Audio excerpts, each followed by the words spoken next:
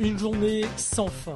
Le jeudi 13 octobre 2011 à 22h sera le début de votre expédition. Au milieu de la nuit, les 2500 coureurs vont s'élancer depuis le Cap Méchant, direction la Redoute. 5 km de bord de mer dans la nuit noire sans lune, avec ou sans pluie, le départ sera donné. Une vague de fous se dirige alors sur la route forestière de Marlongue. Au bord de la route, des milliers de personnes encouragent votre détermination. Après les champs de canne, c'est 2 bandes de terre qui constituent ce large chemin d'entretien de cette réserve naturelle. Attention, même de nuit, soyez attentifs à vos appuis, car la foule pourrait rendre difficile la visibilité de votre lampe frontale. Après 11 km de chemin forestier, place à un petit sentier. Le kiosque du Camphrier vous fait entrer dans le GR-R2. Une zone de ravitaillement bien utile, car vous serez en autonomie sur toute cette pente du volcan. Une ascension immergée dans l'une des raretés de notre île, une forêt de basse altitude.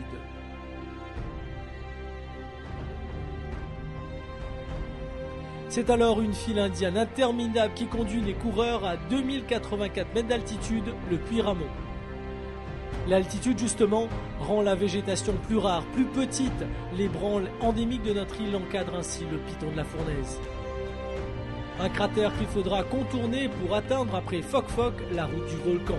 Vous aurez fait alors plus de 30 km, une étape considérée comme essentielle. Si l'allure semble trop rapide, c'est le moment de gérer. Ici, les roches sont friables et glissantes, et même si la descente donne envie d'accélérer, la prudence reste de mise. Selon votre heure de passage, le beau temps ou le brouillard vous accompagneront sur les 10 km de descente au milieu des pâturages.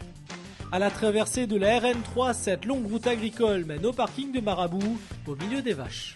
Vous avez alors parcouru 50 km.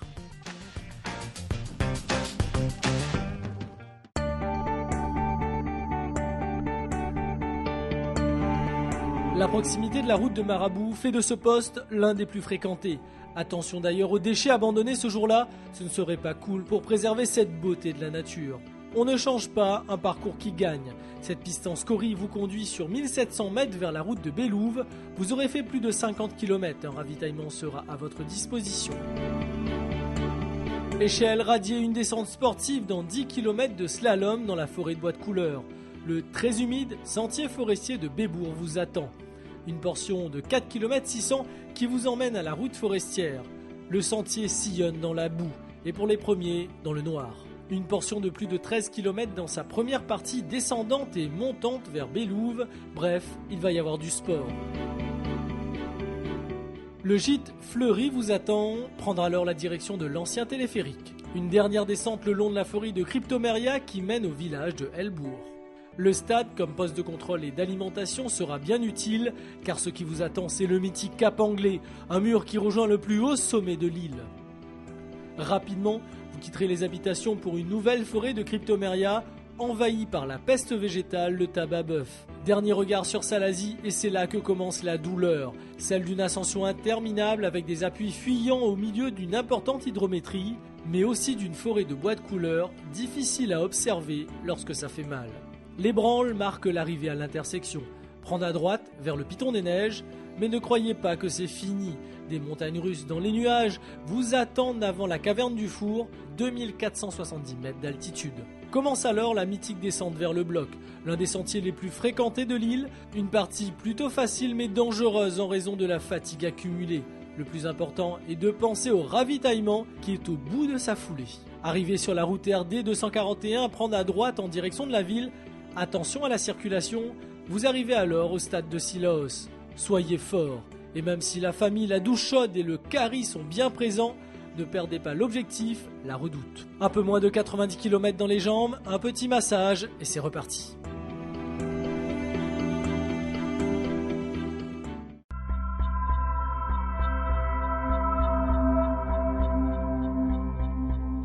Cette troisième partie de la Diagonale des Fous est le passage dans Mafat, 37 km dans un cirque classé au patrimoine mondial.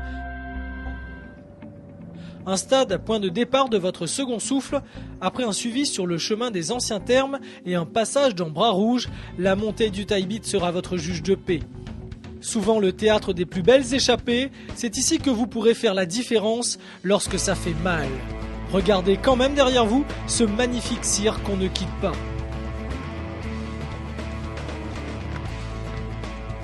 Et quand Mafat apparaît enfin, c'est le début de la fin. Positive attitude, un cirque qui sera fait partiellement de nuit pour beaucoup. Attention à la descente technique avant Marla, les roches taillées dans la pierre rendent périlleux ces remparts abrupts. Un site plein de réconfort, mais gardez les articulations au chaud. C'est pas fini, la descente dans la rivière des Galets au milieu de cette aquarelle de roches colorées rend ludique mais rude une zone souvent très chaude car en fond de ravine. La ligne droite vers Trois-Roches est l'occasion de relâcher les muscles, avec une foulée sans risque sur un large sentier, mais attention aux barbelés. Trois-Roches, une des cartes postales de l'île, propose un ravitaillement marathon. Une zone humide à apprécier, car vous allez atteindre les remparts de Saint-Paul et une fameuse ravine chevaquine qui annonce plusieurs montées interminables sur une falaise en plein soleil. Un duel avec ce cirque que vous gagnerez en atteignant Roche-Plate-École. Un îlet à traverser au milieu des fils à eau et des restes d'habitation pour arriver à la brèche. Point mythique, cette intersection marque le début d'une longue descente vers la ravine Grand-Mère. Terrain technique fait de grosses marches, les étrangers pourront être surpris de la difficulté de ce GR. Dernier effort, une petite côte dans une terre battue pour atteindre l'îlet aux orangers. Ce grand plateau fera office de réconfort avant une longue descente dans la rivière des Galets. Le passage au milieu de ces falaises et la rencontre avec la canalisation des orangers agrémentent une longue descente technique dans un sentier fait de sable et de cailloux. Après les lataniers, attention glissade. Une arrivée au milieu du lit de la rivière des Galets où il faut prendre la passerelle. Encore un rempart qui fait mal, mais seulement sur 3 km pour atteindre le plateau habité. C'est alors 6 km 300 de sentiers larges et roulants, idéal pour les pistards, avant d'atteindre le lit de la rivière des Galets et de Bras.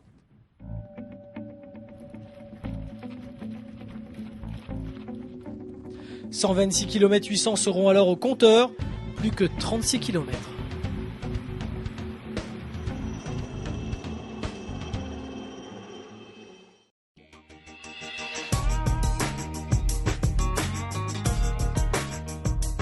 Après un gros ravitaillement à 2 bras, c'est le mur de Dodane qui vous attend. Vous n'avez pas le choix, dimanche à minuit 30, c'est l'heure de fermeture de ce poste.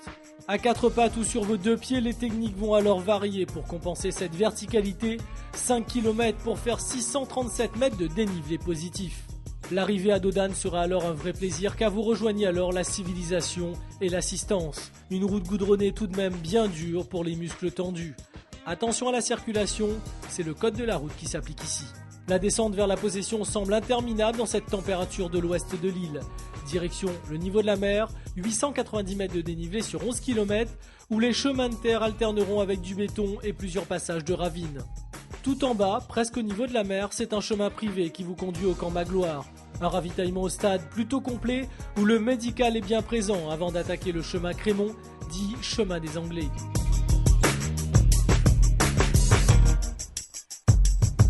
Simplement des montagnes russes au-dessus de la route du littoral, avec une vue imprenable sur la mer, de quoi motiver le corps. Mais à ce stade de la course, l'histoire de la construction de cet accès au chef-lieu est anecdotique. C'est bien vos pieds abîmés sur les dalles désorganisées qui seront l'objet de toute votre attention. Chaque pas compte et les erreurs ne pardonneront pas à cette distance de l'arrivée. Après le passage de la Grande Chaloupe et son petit train, c'est enfin la dernière ascension de votre diagonale des Fous. La montée de Saint-Bernard, à nouveau de la route goudronnée au milieu du village, et le sentier de la Fenêtre vous emmène à 780 mètres d'altitude, principalement de la terre damée et des racines. C'est la dernière opportunité de prendre des places, car arrivé au sous-bois de la Fenêtre puis au Colorado, on sent l'écurie qui se rapproche. Quel que soit son état, une euphorie vous envahit, plus que 5 km de descente à flanc de falaise dans des gros blocs de basalte, et vous pourrez dire « Ôtez, j'ai survécu ».